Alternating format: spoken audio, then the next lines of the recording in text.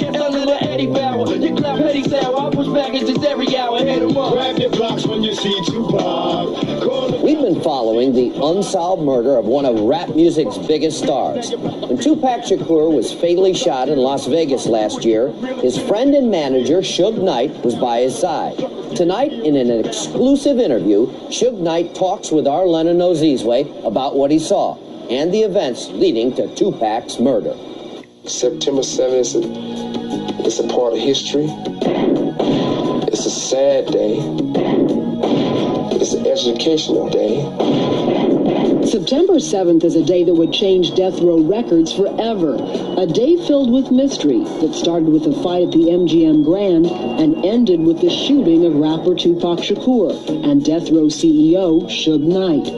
Last week in a Los Angeles courtroom, Knight had his probation revoked, and he was sentenced to 9 years in prison because of the events of that night. Defendant is sentenced on each count 2 and 3 to 9 years in state prison. Tonight, in the first and only television interview since the sentencing, Knight talks about that evening. A night he says began with a good time in Las Vegas with a man he calls his best friend. Well, you know, we usually do our same old usual routine. Me and Pac come in and we'll go gamble and we play like nobody else can play and see a bunch of women around and we have fun. We didn't have to think about how to have fun. It came natural. Together they went to see Knight's Las Vegas neighbor Mike Tyson fight at the MGM Grand. It was the fight that followed in the lobby that would have the most devastating impact. Knight claims not to know what prompted the free-for-all that lasted only seconds. In this exclusive video, you can see a steamed Tupac and Knight leaving the Grand with a growing entourage.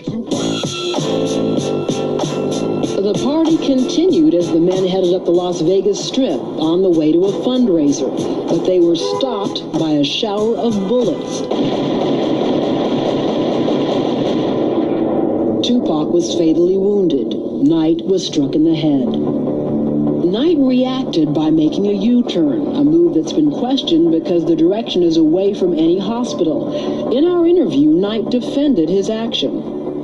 How many people you know will get shot in their head where it fractures their skull instead of this taking off driving and thinking about their buddy to make sure they're all right? Do you think any person gets shot in the head gonna say, let me see the quickest way to get to the hospital?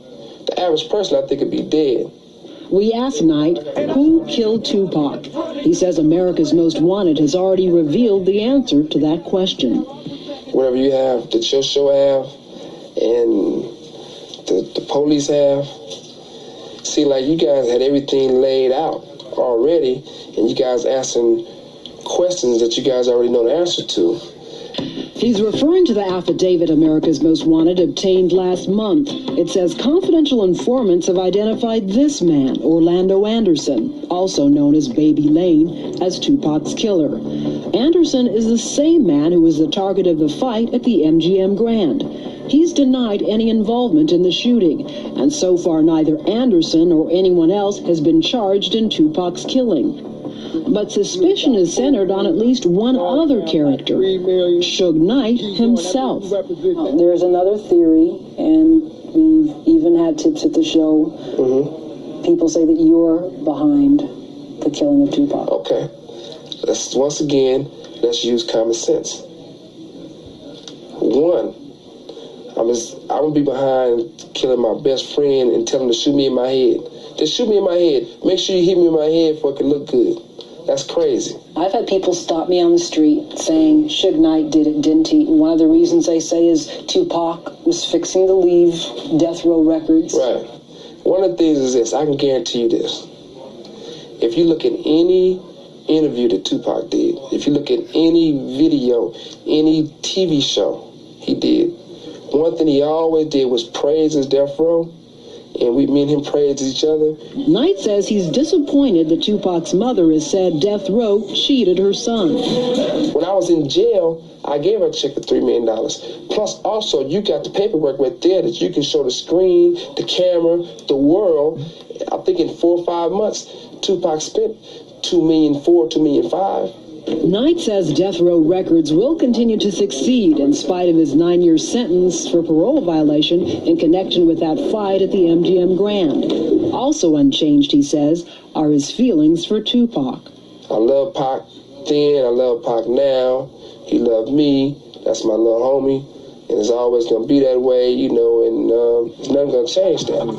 But 6 months later, the murder of Tupac Shakur remains unsolved. If you have any information about the shooting, please call 1-800-CRIME-TV. Hi, I'm John Norris with an MTV News breaking story. We're outside of Peterson's Automotive Museum in Los Angeles, where the 24-year-old rap artist known as Notorious B.I.G, Christopher Wallace, was shot early Sunday morning and later died of gunshot wounds at nearby Cedars-Sinai Medical Center.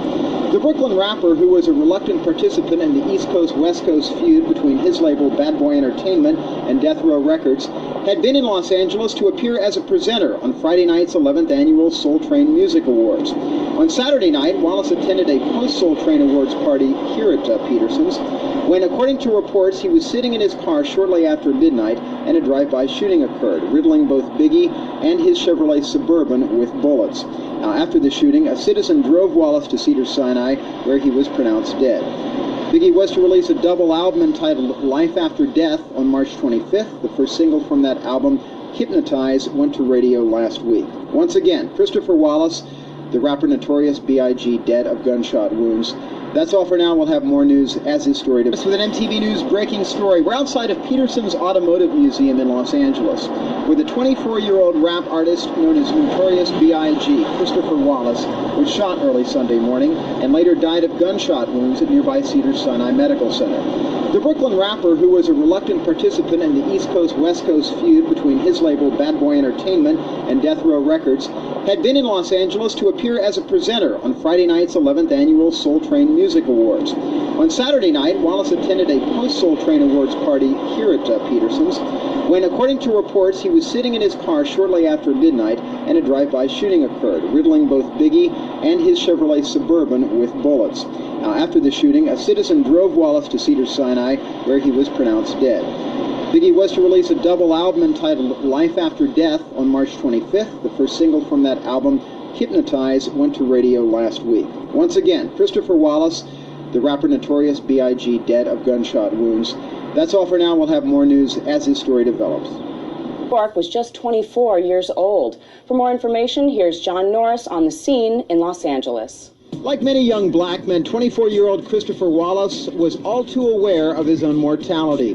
Growing up in the Bedford-Stuyvesant neighborhood of Brooklyn, Biggie early on made a living as a small-time drug dealer, an experience that would later serve as an inspiration for many of his lyrics. Even on the streets, though, he clearly had bigger dreams. In 1993, he came out of nowhere to announce his presence to the hip-hop world, ironically, at a launch party for Vibe magazine, where he stormed the stage to perform his underground hit, Party in Bull. Here now is more on the life of Notorious B.I.G. I never thought it could happen, this rapping stuff. I was too used to packing gats and stuff. Although Biggie escaped the immediate danger of slinging on the streets of Brooklyn, it was difficult for him to shake his instinct for survival in a harsh and unpredictable world. When I was in the hood, and like I'm hustling, and a car pull up, you know what I'm saying, staring, I'll probably grip up on my joint, you know what I'm saying? Not knowing what's the deal, you know? But now me being a rapper, then a car pull up, it could be a fan, you know, they can want an autograph, you know? It's kind of shaky, but it's cool. The platinum success of his first record, Ready to Die, changed Biggie's lifestyle, but couldn't erase his deep-rooted fear of a violent death. I think about that every day. Every day, it's real. That's how real it is. I think somebody's trying to kill me. I'll be waking up paranoid. I'll be really scared. Damn. People want to stick me for my cream, and it ain't a dream. Things ain't always what it seems. While he sensed the danger of his situation, Biggie couldn't stop himself from flirting with a familiar way of life. He continued his brushes with the law on charges ranging from drug possession to assault. And with his mentor and producer Sean Puffy Combs, he perfected the player lifestyle and flaunted it in his videos. I love it when you call me Big Pop. Throw your hands in the air if you're a true player. I make music about what I know. You know what I'm saying? If I'd have worked at McDonald's, I'd have made rhymes about Big Macs and fries and stuff like that. You know what I'm saying? In Brooklyn, you know what I'm saying? I see hustling, I see killing, I see gambling, I see girls, I see cars. That's what I rap about, what's in my environment. Biggie's reality-based lyrics, hook-heavy hits, and engaging personality made him a favorite of rap fans and documentarians who featured him in the recently released Rhyme and Reason and the performance-driven The Show. To all the ladies in the place with style and grace. It's a lot for a big person to get on that stage and rip, you know what I'm saying? You don't understand, man, because we get tired quick.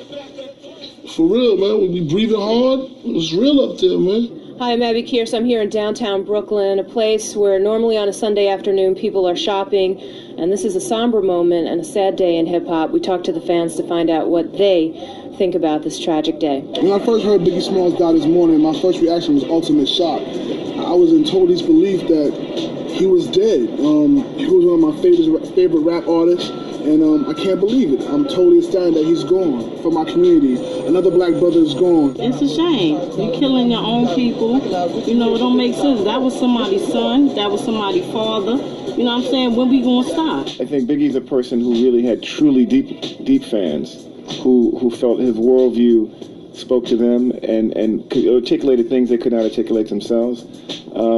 It gives a profound sense of loss, and it's like losing a friend. How do we reach the person that are the people who are pulling the trigger, the person who pulled the trigger and killed Biggie? These sorts of situations are declared, in my estimation, as part of a national emergency. I don't see how we can affect people personally. Everyone who plays a rap record or rap video or writes about the music has to deal with the larger issues of violence, culture, morality, and soul within the society and the culture. And that's on a continual basis, because pretty soon we won't have any rappers left. Notorious B.I.G. had just released a new single called Hypnotize last week, and his double record set titled Life After Death is scheduled to come out March 25th. Stay tuned to MTV News throughout the upcoming week as we continue to cover this story. Hi, I'm Kurt Loder with an MTV News Brief. The body of rapper the Notorious B.I.G., murdered in Los Angeles last Sunday morning, was flown back to his hometown of New York on Wednesday. And while funeral plans haven't been announced, the late star's manager says the family is planning a private service, but will also be sending the hearse carrying his body on a farewell drive, reportedly through his old Brooklyn stomping grounds, with his music providing amplified accompaniment. But they declined to say when or where this will take place. Also on Wednesday, the ABC show Primetime Live reported that at the time of his death, Biggie was being investigated by the FBI because of an alleged connection with New York's Gambino organized crime family, an allegation the rapper's people deny. That's the news for now. Stay tuned for more throughout the day here on MTV. Tonight's episode of Yo is dedicated to the Wallace family, the Bad Boy family, the Junior Mafia, the Undias family, and the entire hip-hop community. Biggie, your music will always be here for us, and your memory will live with us. We'll miss you, man.